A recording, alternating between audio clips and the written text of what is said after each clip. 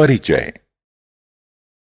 बच्चों, कभी कभी हमें ऋणात्मक चिन्हों से युक्त संख्याओं के प्रयोग की जरूरत होती है। तापमान को रेखांकित करते समय हमें इसकी जरूरत होती है। ठंडे प्रदेशों में जहां तापमान 0 से नीचे चला जाता है, ऐसी स्थिति में तापमान को रेखांकित करने के लिए हमें ऋणात्मक संख्याओं की जरूरत महसूस होती है। इस पाठ में हम लोग ऋणात्मक, धनात्मक एवं पूर्ण संख्याओं के समूह, जो पूर्णांक भी कहलाते हैं, उनके बारे में सीखेंगे।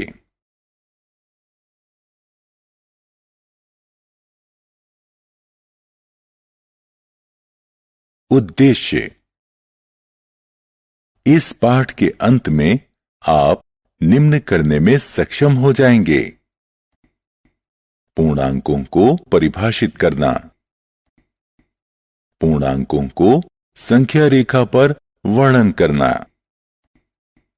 पूर्णांकों के क्रम को परिभाषित करना, पूर्णांकों का योग एवं घटाव ज्ञात करना, पूर्णांकों के योग एवं घटाव को संख्या रेखा पर निरूपित करना। पूर्णांक पूर्ण संख्याओं एवं ऋणात्मक संख्याओं का संग्रह पूर्णांक कहलाता है। जैसे घटा 4, घटा 3, घटा 2, घटा 1, 0, 1, 2, 3, 4 इत्यादि। प्रिय बच्चों, आप लोग प्राकृत संख्याओं एवं पूर्ण संख्याओं के बारे में पहले पढ़ चुके हैं। यदि हम इन प्राकृत संख्याओं से पहले ऋणात्मक चिन्ह रख देते हैं, तो हमें पूर्ण संख्याओं के साथ इन ऋणात्मक संख्याओं का जो संग्रह प्राप्त होता है, वह पूर्णांक कहलाता है। संख्या रेखा पर पूर्णांक का निरूपण। यह आकृति एक संख्या रेखा को दर्शाती है, जिस पर समान दूरी पर कुछ बिंदुओं को अंकित किया गया है। इस संख्या रेखा पर एक बिंदु 0 के रूप में अंकित किया गया है। बिंदु जो कि अंकित बिंदु 0 के दाईं तरफ है, धनात्मक पूर्णांक कहलाते हैं। बिंदु जो कि अंकित बिंदु 0 के बाईं तरफ हैं, ऋणात्मक पूर्णांक कहलाते हैं, जो कि घटा 1, घटा 2, घटा 3 इत्यादि हैं। इस प्रकार के पूर्णांकों का निरूपण संख्या रेखा निरूपण कहलाता है। यहां -2 अंकित करने के लिए हम समान दूरी से दो बिंदु 0 से दाईं तरफ बढ़ते हैं। इसी प्रकार घटा 5 अंकित करने के लिए हम 0 से 5 बिंदु बाईं तरफ बढ़ते हैं। पूर्णांकों का क्रम। एक बार पुनः संख्या रेखा पर अंकित पूर्णांकों का अध्ययन करते हैं। हम जानते हैं कि संख्या 9 संख्या 5 से बड़ी है। अब जबकि हम संख्या रेखा को देखते हैं, तो ज्ञात होता है कि संख्या 9 संख्या 5 से 4 अंक दाईं तरफ की दूरी पर है। इसी प्रकार संख्या 5 0 से बड़ी है, इसलिए यह 0 से दाईं तरफ है। चूंकि 0 घटा 2 से दाईं तरफ है, अतः यह घटा 2 से बड़ी है। इसी प्रकार घटा 2 घटा 7 से दाईं तरफ है, अतः घटा 2 घटा 7 से बड़ी है। इस प्रकार हम देखते हैं कि संख्या रेखा पर बड़ी संख्या दाईं तरफ अंकित की गई है तथा अपेक्षाकृत छोटी संख्या संख्या रेखा पर बाईं तरफ अंकित की गई है।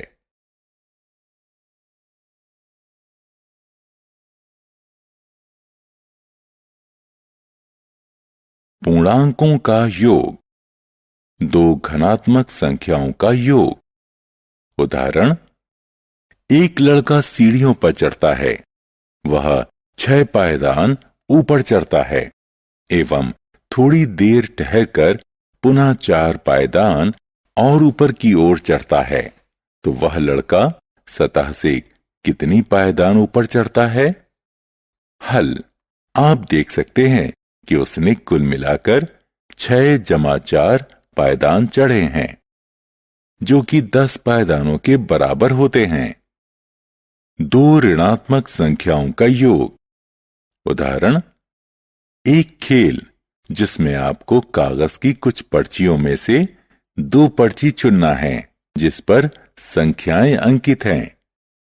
आपको चुनी हुई दोनों पर्चियों के ऊपर अंकित संख्याओं का योग निकालना है। मान लें, अगर आपको संख्या क्रमशः -2 एवं -5 मिलती है, तो बताइए इन दोनों संख्याओं का योग क्या होगा? यह होगा -7 के बराबर। दो पूर्णांकों का योग। उदाहरण, मान लीजिए ऊपर दिए गए खेल में आपको संख्या क्रमशः -5 एवं -9 दो पर्चियों पर प्राप्त होती है, तो उनका योग क्या होगा? जी हां, उनका योग -4 होगा।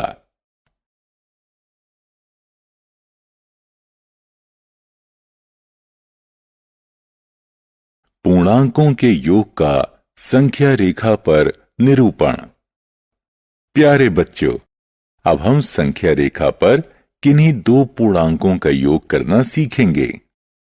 मान लें, अगर हमें पूर्णांक 6 एवं 4 के योग को संख्या रेखा पर निरूपित करना है। सबसे पहले हम संख्या रेखा पर 0 से दाईं तरफ 6 बिंदु बढ़ेंगे तो संख्या 6 पर पहुंचेंगे। अब पुनः 4 बिंदु दाईं तरफ बढ़ेंगे तो जो संख्या 10 प्राप्त होती है, यही पूर्णांक 6 एवं 4 का योग होगा। अब हम दो ऋणात्मक संख्याओं -5 एवं -4 का योग संख्या रेखा पर निकालते हैं।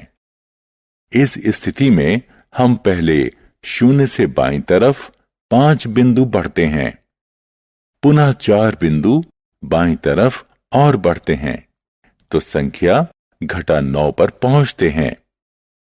इस प्रकार हमें पूर्णांक -5 एवं -4 का योग -9 प्राप्त होता है। अतः हमें ज्ञात होता है कि दो धनात्मक पूर्णांकों का योग सदैव धनात्मक होता है एवं दो ऋणात्मक पूर्णांकों का योग सदैव ऋणात्मक पूर्णांक होता है।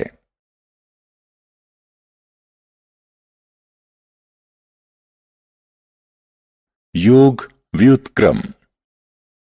मान लीजिए कोई चींटी 3 बिंदु 0 से दाईं तरफ रेंगती है तथा वापस रेंगते हुए उसी बिंदु पर आ जाती है, तो बताएं वो कहां तक पहुंचती है? आप देख सकते हैं कि यह 0 पर है। इसी प्रकार 2 एवं -2 को जोड़ते हैं तो योग 0 होता है। यदि हम 3 एवं -3, 4 एवं -4 इत्यादि का योग 0 होता है। अतः ये सभी पूर्णांक आपस में योग व्युत्क्रम कहलाते हैं।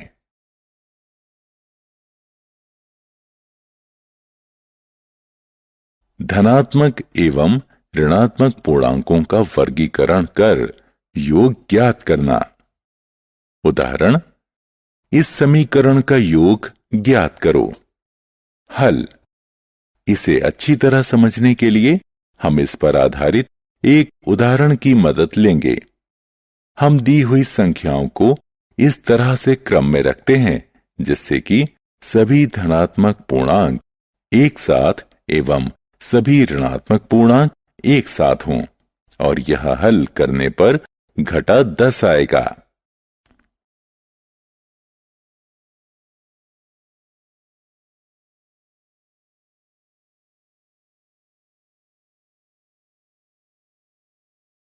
ऋणात्मक पूर्णांकों का घटाव। उदाहरण, घटा 10 में से घटा 5 को घटाओ। हल। अब हम संख्या रेखा का प्रयोग कर घटा 10 घटा कोष्ठक में घटा 5 का मान ज्ञात करते हैं। यह घटा 10 जमा 5 की तरह ही है। सबसे पहले हम घटा 10 से शुरू करके 5 बिंदु दाईं तरफ चलते हैं तो संख्या रेखा पर अंकित पूर्णांक घटा 5 पर पहुंचते हैं।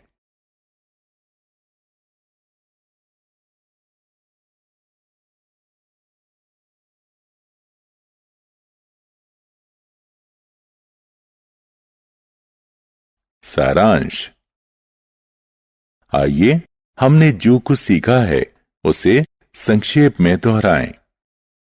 z बराबर घटा 3 घटा 2 घटा 1 0 1 2 3 पूर्णांकों का समूह है।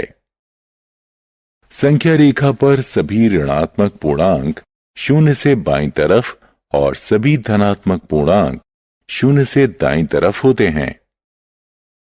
संख्या 0 सभी धनात्मक पूर्णांक से कम होता है और ऋणात्मक पूर्णांक से बड़ा होता है।